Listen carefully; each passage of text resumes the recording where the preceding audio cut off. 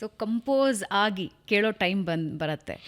So ಯಾರ್ದಾದ್ರೂ best compliment ಬಂದಿತ್ತು ಆ ಟೈಮಲ್ಲಿ, ಅಥವಾ ರಿಲೀಸ್ ಆದಮೇಲೆ ಯಾರ್ದಾದ್ರೂ ಬೆಸ್ಟ್ ಮರೆಯೋಕ್ಕಾಗದೇ ಇರೋ ಕಾಂಪ್ಲಿಮೆಂಟ್ಸ್ ಏನಾದರೂ ಬಂದಿದ್ವಾ?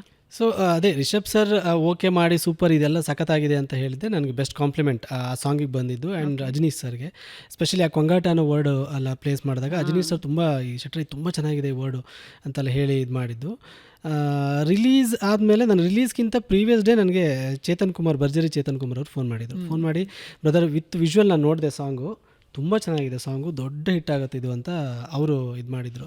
ಅದಾದಮೇಲೆ ನನಗೆ ರಮೇಶ್ ಅರವಿಂದ್ ಸರ್ ಒಂದು ಸಲ ಫೋನ್ ಮಾಡಿದರು ನನಗೆ.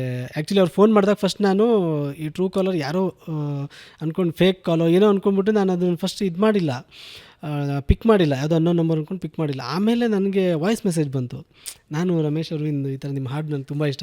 ಇಮಿಡಿಯೇಟ್ಲಿ ಕಾಲ್ ಮಾಡಿದೆ. ಕಾಲ್ ಮಾಡಿ ಒಂದು 10 ನಿಮಿಷ ಮಾತಾಡಿದ್ರು. ಸರ್ ಸಾರಿ ಸರ್ ನಾನು ಮಿಸ್ ಮಾಡ್ಕೊಂಡೆ ನಿಮ್ಮ ಕಾಲ್ ಅಂತೇಳಿ ಮಾತಾಡಿ, ತುಂಬ ಇಷ್ಟ ಆಯ್ತು ನನಗೆ, ಅದ್ರ ಪೋಯಿಟ್ರಿ ತುಂಬ ಇಷ್ಟ ನನಗೆ ಅಂತ ಹೇಳಿ ಅವರು ಇದು ಮಾಡಿದ್ರು. ಸೊ ಈ ಥರ ತುಂಬ ಜನ ಕಾಂಪ್ಲಿಮೆಂಟ್ ಮಾಡಿದ್ರು ಆ ಟೈಮಲ್ಲಿ ನನಗೆ, ಕಾಲು ಮೆಸೇಜು ಈ ಥರದ್ದೆಲ್ಲ ಬಂತು.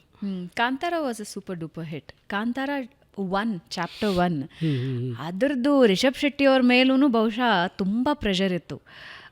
ಕಾಂತಾರ 1 ಹಿಟ್ ಆಗಿದೆ, ವಾಟ್ ನೆಕ್ಸ್ಟ್ ಅಂತ. ಒಂದು ಫೇಲ್ಡ್ ಸಿನಿಮಾ ಕೊಟ್ಟು ಒಂದು ಹಿಟ್ ಸಿನಿಮಾ ಕೊಡುವಾಗ ಇಲ್ಲದೇ ಇರೋ ಪ್ರೆಷರ್ ಅದು. ಒಂದು ಯಾವುದೋ ಓಡಲಿಲ್ಲ, ಆವ್ರೇಜ್ ಓಡ್ತು ಅನ್ನೋ ಸಿನಿಮಾನ ಇಟ್ಕೊಂಡು ಮುಂದಿನ ಸಿನಿಮಾ ಮಾಡೋದು easy. Okay, I got an experience. ನಮ್ಮ ಮೇಲೆ ನಮಗೆ ಪ್ರೆಷರ್ ಇರ್ತದೆ, ಆಡಿಯನ್ಸಿಂದ ಪ್ರೆಷರ್ ಇರಲ್ಲ, ಸಮಾಜದಿಂದ ಅಥವಾ ನಮ್ಮ ಜೊತೆ ಇರೋರಿಂದ ಪ್ರೆಷರ್ ಇರಲ್ಲ.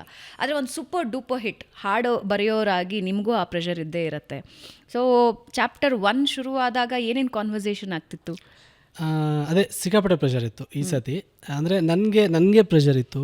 ಆ್ಯಂಡ್ ಅಫ್ಕೋರ್ಸ್ ಕಂಪೋಸ್ ಮಾಡೋ ಟ್ಯೂನ್ ಮೇಲೂ ಅವ್ರಿಗೂ ಪ್ರೆಷರ್ ಇರುತ್ತೆ, ರಿಷಬ್ ಸರ್ಗೂ as a film maker pressure ಇರುತ್ತೆ. ಆ್ಯಂಡ್ ನನಗೆ ತುಂಬ ಎಲ್ಲೇ ಹೋದರೂ ಕಾಂತಾರದ್ದೆಲ್ಲ ನ್ಯೂಸ್ ಬರೋದಲ್ಲ, ಹಂಗಾಗ್ತಿದೆ ಹಿಂಗಾಗ್ತಿದೆ ಚೆನ್ನಾಗಾಗ್ತಿದೆ ಅನ್ನೋ ಥರ ಅಲ್ಲ.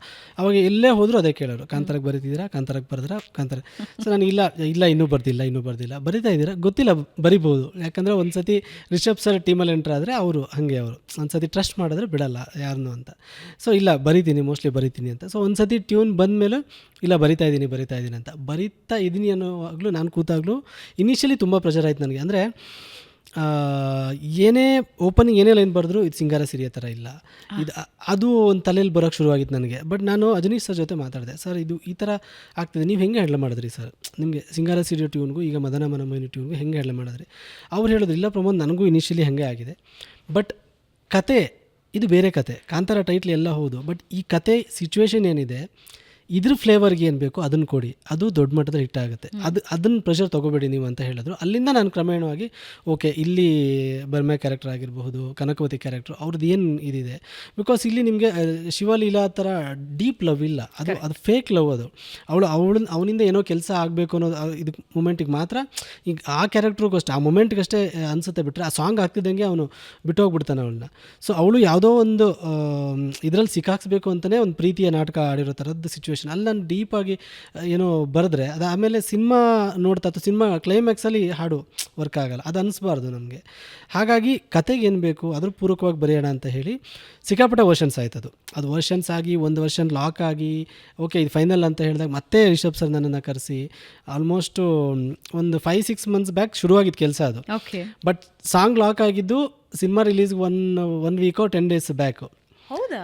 ಸೊ ಅದು ನಡೀತಾನೆ ಇತ್ತು. ಒಂದಿಷ್ಟು ನಾನು ಬರೆಯೋದು ಕಳಿಸೋದು ಆ ಸಾಂಗ್ ಅಂತೂ ಸಿಕ್ಕಾಪಟ್ಟೆ ಒಂದು 40 ವರ್ಷನ್ಸ್ ಆಗಿದೆ. ಓ ಮೈ ಗಾಡ್. ಸೊ ಬರೆಯೋದು ಕಳಿಸೋದು ಸರ್ ನೋಡೋರು ಅವ್ರು ಯಾಕೋ ಕೂರ್ತಿಲ್ಲ ಮಗ ಅನ್ನೋರು. ಸೊ ನಾನು 1 ಮಂತು ರಿಷಬ್ ಸರ್ ಜೊತೆಗೆ ಅಲ್ಲಿ ಕುಂದಾಪುರದಲ್ಲಿ ಹೋಗಿ ಒಂದು ಸಂಜೆ ಹೋಗೋದು ಒಂದು 6 ಗಂಟೆಗೆ, ಒಂದು 11-12 ತನಕ ಅಥವಾ ಕೆಲವೊಂದು ಓವರ್ ನೈಟು ಕೂತ್ಕೊಂಡು ಬರೆಯೋದು, ಡಿಸ್ಕಸ್ ಮಾಡೋದು, ಈ ಥರ ಎಲ್ಲ ಮಾಡಿ 1 ಮಂತು ಅದೇ 1 ವರ್ಷ ಫೈನಲ್ ಆಗಿತ್ತು. ಮತ್ತು ಆಮೇಲೆ ಇಲ್ಲ ಇದೇನೋ ವರ್ಕ್ ಆಗ್ತಿಲ್ಲ ಅಂತೇಳಿ ಮತ್ತೆ ನನಗೆ ಜ್ಯೂಸರ್ ಸ್ಟುಡಿಯೋ ಕರೆಸಿ ಬೆಂಗಳೂರಿಗೆ ಬಂದು ಇಲ್ಲಿ ಬರೆದು ಫೈನಲ್ ಆಗಿದ್ದು. ಮೈ ಗಾಡ್ ಎಷ್ಟು ದೊಡ್ಡ ಜರ್ನಿ ಇರುತ್ತೆ ನೋಡಿ.